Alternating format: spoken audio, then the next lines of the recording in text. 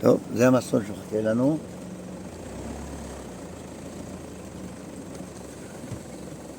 אפשר לעקוף אותו מפה עם הסובארו, אפשר לעבור בתוך המים למאגר צלמון. נו, יאללה.